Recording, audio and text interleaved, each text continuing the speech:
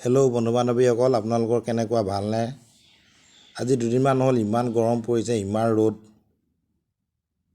এই মে' মাহতে ইমান গৰম, জুলাই আগষ্ট মাহলৈ কি হ'ব ভাবিয়ে পোৱা নাই। আপোনালোকৰ ফালে কেনেকুৱা গৰম জনাবচোন কমেণ্টত। আমি খেতিয়ক মানুহ, এতিয়া খেতি নকৰিলেও নহয়।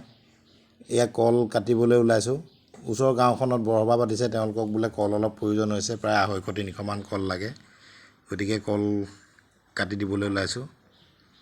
এইবিলাকো বৰ আলসুৱাকৈ কাম কৰিব লগা হয়, কাৰণ কল থোকা মাটিত ঠেকেচা খালে কলবিলাক বেয়া হৈ যায়। এথোকা যেনে তেনে কাটিব পাৰিছোঁ। তেওঁলোকক প্ৰায় 300মান কল লাগে বুলি কৈছে।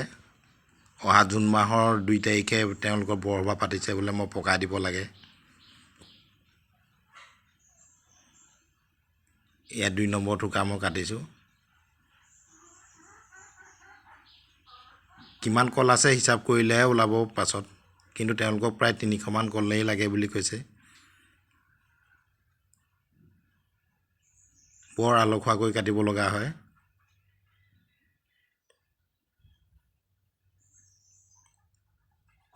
এয়া আঁকি কৰি দিছোঁ, তেওঁলোকক পকাই দিব লাগিব।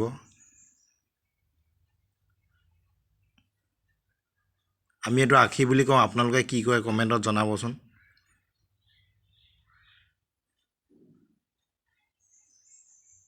প্ৰতিটো থোকাত প্ৰায় 9-10 আখিমান আছে, আৰু আখিত প্ৰায়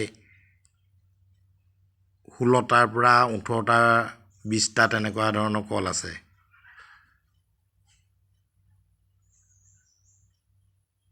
কলকেইথোকাও প্ৰায় পুৰঠ হৈ আছে, সোনকালে পকিব, খাবলৈও সোৱাদ হ'ব, ৰ'দ ঘাই কল।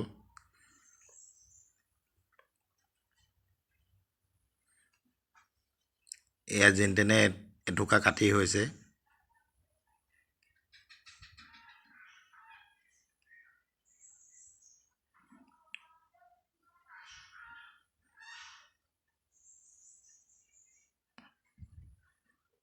এয়া 2 নম্বৰ থোকা মই কাটিবলৈ আৰম্ভ কৰিছোঁ। আপোনালোকে ঘৰৰ কল কেনেকৈ পকাই জনাবচোন। এনেই থ'লেও পকি যায় বাৰু, কিন্তু সময়মতে নাপালে তেওঁলোকে বেয়া পাব। গতিকে আমি সোণাৰু পাত দি ইয়াক গাপ দি ৰাখিম 3-4 দিনমান। এতিয়া বজাৰতো যথেষ্ট কল পায়, কিন্তু পালেও বিশ্বাস নহয় যে দৰৱ দিছে নেকি বা কিবা। আজিকালি প্ৰায় দৰৱ প্ৰয়োগ কৰে, যিটো স্বাস্থ্যৰ পক্ষে ক্ষতিকাৰক। এনেকৈ কাটি মই এদিন বাহিৰতে ৰাখি দিম, যাতে আঠাটো অলপ গৈ লয়, তাৰ পাছতহে গাপ দিম। আৰু গাপ দিবলৈ মই এটা টিঙৰ বাকচ ৰাখি লৈছোঁ।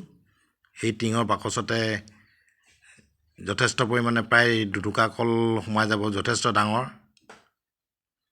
আৰু তাত সোণাৰু পাত দি 3 দিন বা 4 দিন দিলেই তাৰ কলৰ গোটেই পানীখিনি উলিয়াই পকিবলৈ আৰম্ভ কৰিব।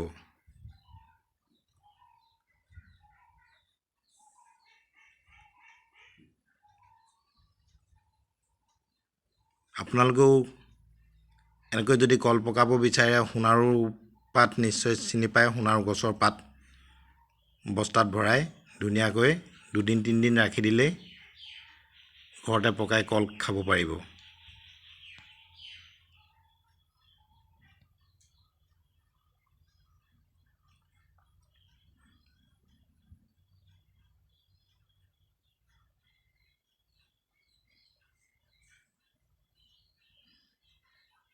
এই আখি ইয়াত যথেষ্ট ডাঙৰ। এই আখিত প্ৰায় আপোনাৰ 18টাৰ পৰা 20-25টাৰ ভিতৰত কল ওলাব।